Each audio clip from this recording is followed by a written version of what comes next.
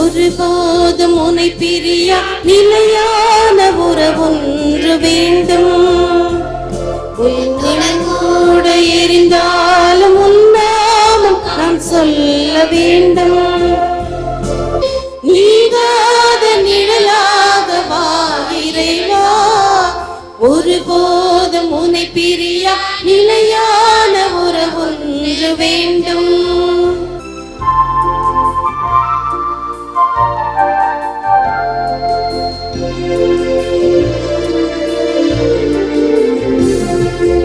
உன் கையில் என்னை நீ பொறித்தாய், பெயர் சொல்லி அன்பாய் என்னை அழைத்தாய்.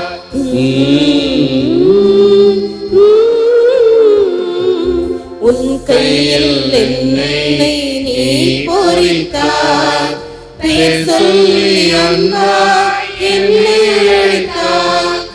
ஏன் என்னை நீ தெரிந்தாய், என் வாழ்வில் ஏன் நுழைந்தாய். உன் மாறாத அன்பில் மகிழ்வொன்று கண்டேன். தாய் உறவொன்று தேடும் பிள்ளை போல் நின்றேன். உன்னோடு நான் வாழுவேன். ஒருபோதும் உன்னை பிரிய நிலையான உறவொன்று வேண்டும். இன்புடன் கூட இருந்தாலும் நான் சொல்ல வேண்டும்.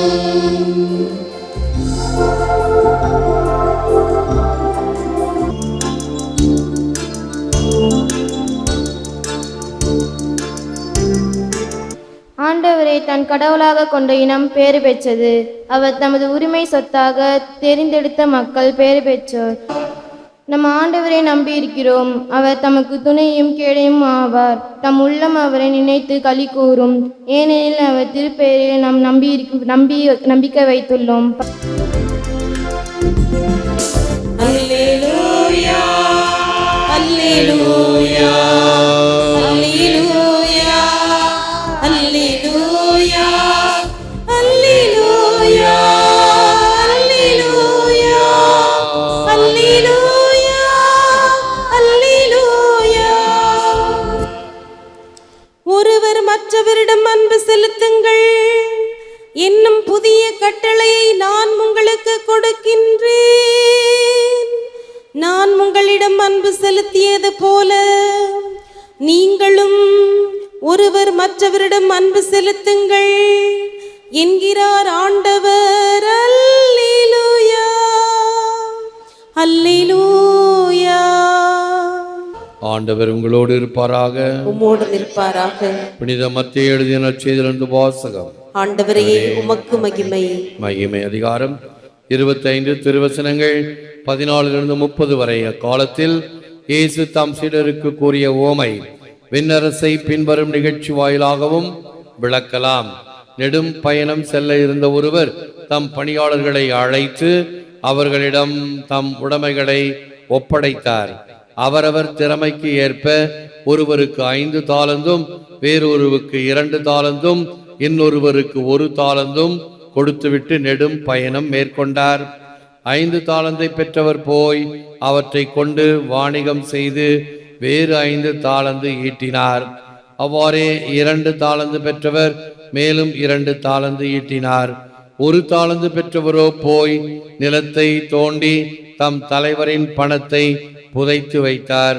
நெடுங்காலத்திற்கு பின் அந்த பணியாளர்களின் தலைவர் வந்து அவர்களிடம் கணக்கு கேட்டார். 5 தாலந்து பெற்றவர் அவரை அணுகி வேறு 5 தாலந்தை கொண்டு வந்து, ஐயா, 5 தாலந்தை என்னிடம் ஒப்படைத்தீர், இதோ பாரும், இன்னும் 5 தாலந்தை ஈட்டியுள்ளேன் என்றார். அதற்கு அவருடைய தலைவர் அவரிடம், நன்று நம்பிக்கைக்குரிய நல்ல பணியாளரே, சிறிய பொறுப்புகளில் நம்பிக்கைக்குரியவராயிருந்தீர், எனவே பெரிய பொறுப்புகளில் உம்மை அமர்த்துவேன். உம் தலைவனாகிய என் மகிழ்ச்சியில் நீரும் வந்து பங்கு கொள்ளும் என்றார். 2 தாலந்து பெற்றவரும் அவரை அணுகி, ஐயா, நீர் என்னிடம் 2 தாலந்து ஒப்படைத்தீர், இதோ பாரும், வேறு 2 தாலந்து ஈட்டியுள்ளேன் என்றார். அவருடைய தலைவர் அவரிடம், நன்று நம்பிக்கைக்குரிய நல்ல பணியாளரே, சிறிய பொறுப்புகளில் நம்பிக்கைக்குரியவராய் இருந்தீர். எனவே பெரிய பொறுப்புகளில் உம்மை அமர்த்துவேன். உம் தலைவனாகிய என் மகிழ்ச்சியில் நீரும் வந்து பங்கு கொள்ளும் என்றார். ஒரு தாளந்தை பெற்றுக்கொண்டவரும் அவரை அணுகி, ஐயா, நீர் கடின உள்ளத்தினர், நீர் விதைக்காத இடத்திலும் போய் அறுவடை செய்பவர், நீர் தூவாத இடத்திலும் விளைச்சலை சேகரிப்பவர் என்பதை அறிவேன். உமக்கு அஞ்சியதால் நான் போய் உம்முடைய தாளந்தை நிலத்தில் புதைத்து வைத்தேன். இதோ பாரும் உம்முடையது என்றார். அதற்கு அவருடைய தலைவர், சோம்பேறியே, பொல்லாத பணியாளனே, நான் விதைக்காத இடத்திலும் போய் அறுவடை செய்பவன், தூவாத இடத்திலும் போய் சேகரிப்பவன் என்பது உனக்கு தெரிந்திருந்தது அல்லவா? அப்படியானால் என் பணத்தை நீ வட்டி கடையில் கொடுத்து வைத்திருக்க வேண்டும். நான் வரும்போது எனக்கு வரவேண்டியதை வட்டியோடு திரும்ப பெற்றிருப்பேன் என்று கூறினார். எனவே அந்த தாளந்தை அவனிடமிருந்து எடுத்து 10 தாளந்து உடையவரிடம் கொடுங்கள். ஏனெனில் உள்ளவர் எவருக்கும் கொடுக்கப்படும், அவர்கள் நிறைவாக பெறுவர். இல்லாதோரிடமிருந்து அவரிடம் உள்ளதும் எடுக்கப்படும். பயனற்ற இந்த பணியாளர் புறம்பேயுள்ள இருளில் தள்ளுங்கள், அங்கே அழுகையும் அங்கலாய்ப்பும் இருக்கும் என்று அவர் கூறினார். இந்த கிறிஸ்து வழங்கும் வாழ்வு தரும் நற்செய்தி. கிறிஸ்துவே உமக்கு புகழ். Well done, good and faithful servant. You have been faithful over a little, I will set you over much. நன்று நம்பிக்கைக்குரிய நல்ல ஊழியனே, பணியாளரே, சிறிய பொறுப்புகளில் நம்பிக்கைக்குரியவராய் இருந்தீர். எனவே பெரிய பொறுப்புகளில் உம்மை அமர்த்துவேன்.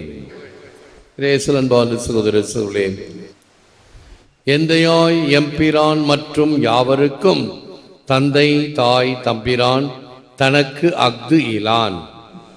திருவாசகம். இறைவன் நம் எல்லோருக்கும் சொந்தம். அவருக்கு சொந்தம் யாரும் இல்லை. தனக்கு அஃது இலான்.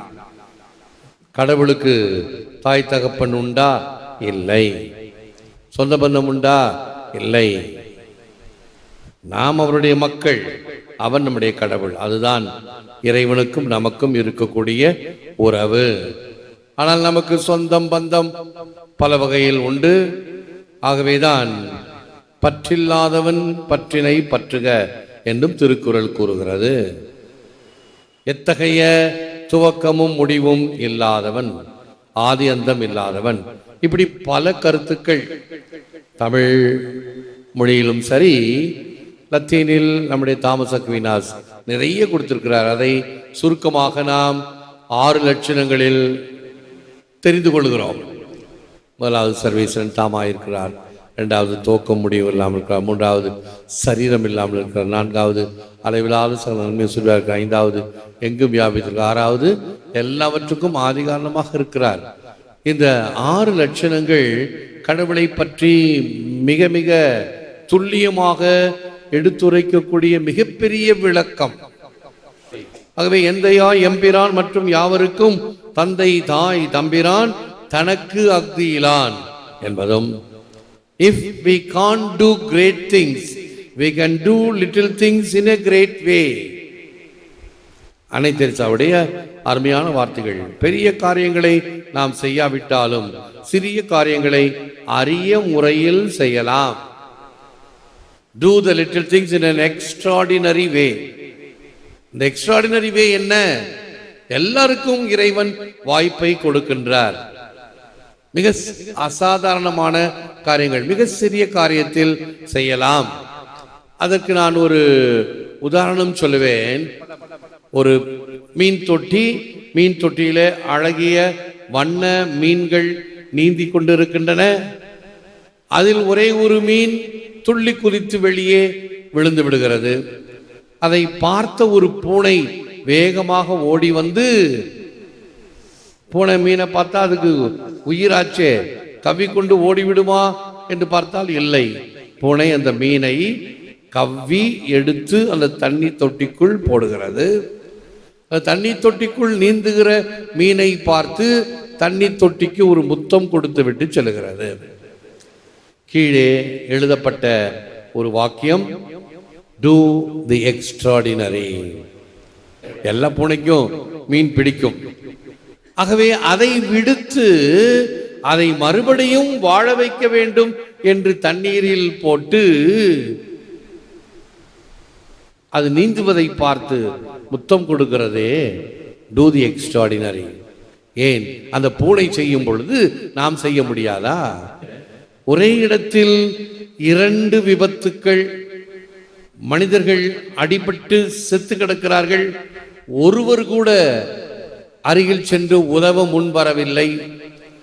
ஆனால் அதே இடத்தில் எதிர்ப்புறத்தில் ஒரு நாய் ஒன்று அடிபட்டு செத்த பிறகு இன்னொரு நாய் ஓடி வந்து இறந்த சடலத்தின் முன்னால் ஓலமிட்டு கொண்டு இருக்கிறது. படம் எடுத்து காட்டியிருக்கிறார்கள். நாய்க்கு இருக்கக்கூடிய அந்த ஆதங்கமும் அந்த வேதனையும் மனிதனுக்கு இல்லாமல் போய்விட்டதோ? பெரிய காரியங்களை நாம் செய்யாவிட்டாலும் சிறிய காரியங்களை அரிய முறையில் செய்யலாம். விதையை புதைத்தால் வளரும், வித்தையை புதைத்தால் தளரும். What we are is God's gift to us. What we become is our gift to God.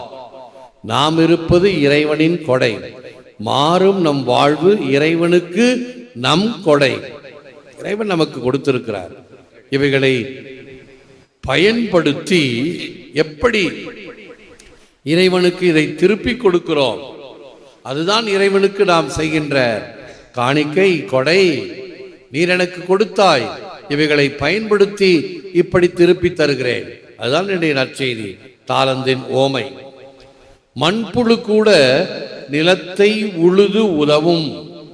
கருவிலே தரப்பட்ட திருவை திறமையை பயன்படுத்தாதவன் உரமாய் வயலில் விழவும் தகுதியற்றவன். இயேசுமா காவியம். என்ன ஆழமான அர்த்தமான வார்த்தைகள். கருவிலே தரப்பட்ட திருவை திறமையை பயன்படுத்தாதவன் உரமாய் வயலில் விழவும் தகுதியற்றவன். எருவா மக்கறது கூட நீ லாயக்கில்ல. உனக்கு கொடுப்பவைகளை பயன்படுத்தாவிட்டால் நான் பயன்படுத்த வேண்டும். எனக்காகவும் சரி, பிறருக்காகவும் சரி. அதை உணர்ந்து ஜெபிப்போம், முழந்தாள் இருப்போம். Lord Jesus, be the ruler of my heart and thoughts. Be the king of my home and relationship. Be the master of my work and service. Help me to make good use of the gifts, talents, time and resources you give me for your glory and your kingdom. லோராய் இயேசுவே, என் இதயத்தையும் எண்ணத்தையும் ஆள்பவராயிரும். என் இல்லத்திற்கு உறவிற்கும் ராஜாவாயிரும். என் செயலுக்கும் சேவைக்கும் குருவாயிரும். நீர் அளித்த கொடைகளையும் திறமைகளையும் நேரத்தையும் நலன்களையும் உம் அதிமிக மகிமைக்காக நன்கு பயன்படுத்துவேனாக. நீர் கொடுத்த கொடைகளை நாங்கள் பயன்படுத்தி பிறருக்காகவும் பயன்படக்கூடிய வகைகளில் எம்மை ஆசீர்வதித்தருளும். எவ்வாறு நீ சென்ற இடமெல்லாம் நன்மை செய்து கொண்டு சென்றீரோ அத்தகைய நன்மைத்தனம் என்னில் மிளிரட்டும். ஏற்று வரமருளும் இறைவா, காக்கும் கரங்களினால். ஆமென், ஆமென். இதோ இறைவனின் செம்மறியே, இவரே நம் பாவம் போக்குகின்றார். அவனியில் அமைதியை ஆக்குகின்றார். அவனியில் அமைதியை ஆக்குகின்றார்.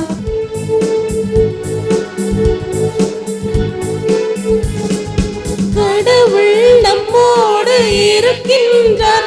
நற்கருணையின் வடிவில் திகழ்கின்றார். உடலும் உள்ளமும் நலம் பெறவே, உடலும் உள்ளமும் நலம் பெறவே இவர் உணவின் வடிவில் வருகின்றார். இதயத்தின் கதவுகள் திறக்கட்டுமே, இறை இயேசுவே அரசராய் அமரட்டுமே. இதயத்தின் அமரட்டுமே, இறையேசுவே அரசராய் அமரட்டுமே. இதோ இறைவனின் செம்மறியே, இவரே நம் பாவம் போக்குகின்றார். பிதாசுதன் பரிசுத்த ஆவியின் பெயராலே ஆமென். இயேசுவுக்கே புகழ், மரியே வாழ்க. அன்பர்களே, ஒவ்வொரு வீடியோவின் கீழும் மறையுரை விளக்கங்கள் உள்ளன. படித்து பயன்பெறுங்கள். நன்றி, வணக்கம்.